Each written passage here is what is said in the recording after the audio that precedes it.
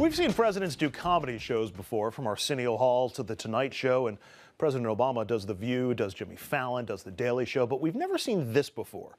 President Obama online with comedian and actor Zach Galifianakis on his mock talk show Between Two Ferns.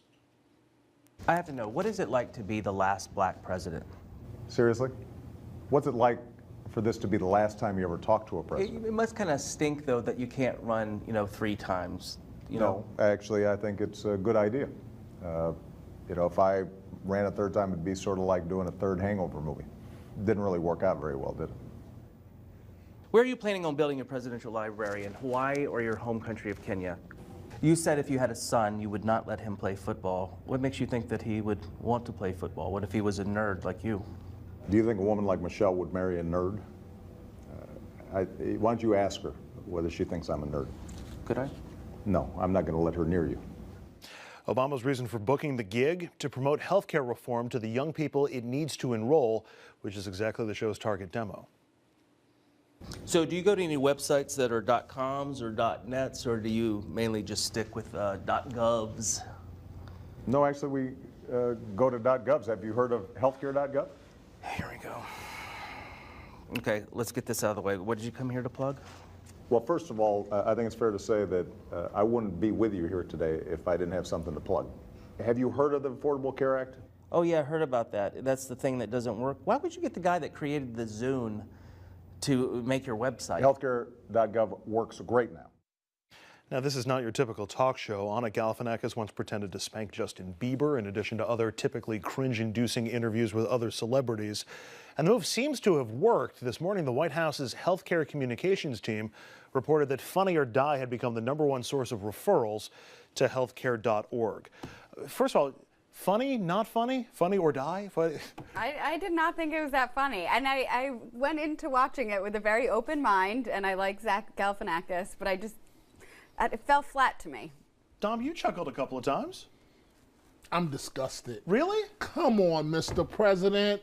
You're the President of the United States. Why are you sitting there talking to that clown about that nonsense? I mean, come on. I understand he's pushing health care. And I understand that for the American politician, the filters have changed. They don't like dealing with the media, people like us that sit around all day to come up with these got you questions. I get that much. I get the fact that Americans turn to Jon Stewart for their news. I understand that. But Mr. President, that's too far. I mean, which rocket scientist in the White House said, Mr. President, we ought to do this? They're so desperate right now. That's the way it looks. This is exactly That's the way, what you end up with. I hate to agree with Jessica, but it does look desperate. Mark the note in history. 624. Do you think it made him look unpresidential? Do you think it was beneath the office? Absolutely. Yes. Yes. With the first question being, and there are a lot of us that feel that way, when he asked, what does it feel like to be the last black president? Because there are many of us that feel that he will be the last black president. But come on, Mr. President. I mean, okay, you do Jay Leno, you do, who's the other one? Letterman, and well, so what's the cutoff? Is it because that's the cutoff? That's the cutoff. That's the Look, cutoff. Michelle did, was it Jimmy Kimmel? Or I forget who she was on recently. She's done Jimmy Kimmel, he's done Jimmy Fallon. And it was like, it's okay, it's sort of like softer, it's fine for the wife to do it, but like the President of the United States, I just think, and that is really setting the bar so low, they're so desperate that they need to go after, 1, young people for the Obamacare being such a disaster, and 2, to try and boost up his poll numbers with young people. But it didn't work in either case. When I've been listening to the radio for the last couple of days, on the urban stations, if you will, all you hear are the commercials for young people to enroll in Obamacare. That's cool, and I agree again. Maybe something's in the water. I agree again that, you have the first lady, but see, Michelle Obama would not tolerate that for 2 seconds. It was beneath him, and I don't know. You do Leno, Now, I can't get my interview with the president, but he can go do that nonsense. Well, you do tend to get more serious interviews, even doing a Letterman or doing a Jon Stewart.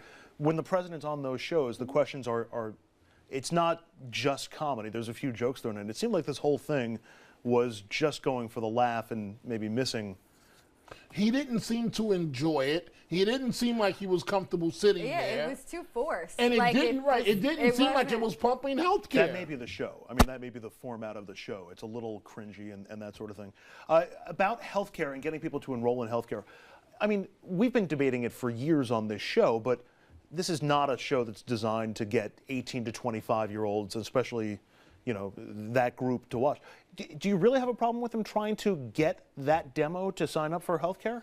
I don't, except for the fact that he's doing it because it's been such a massive failure so far that this is what he has to result to in order to. Wouldn't you have had that problem no matter how the rollout had been, only because, again, it's not, that's not an age group that tends to follow the news as closely. This thing has been so embarrassing, like the boy in the pajamas with the mug of hot cocoa advertising Obamacare. Like, the whole thing has just been an epic, embarrassing disaster, and this is a new low for it. Okay, what does Mayor de Blasio, I know you're short on time, what does de Blasio do? He goes on an urban station, a rap station. Mr. President, you can do that, but come on, this nonsense? Oh, he'd be criticized if he went on an urban rap true. station as well. This is true. Unfortunately, that is going to be where we have to leave it, and that's it for the panel tonight. My thanks to Jessica and Dominic, as always. Up next, we've got a special report from NHK Television. 3 years after a devastating earthquake and tsunami, how that nation is slowly recovering and returning to normal. That's after a break here on RFL. We're going to see you right back here tomorrow night at 6.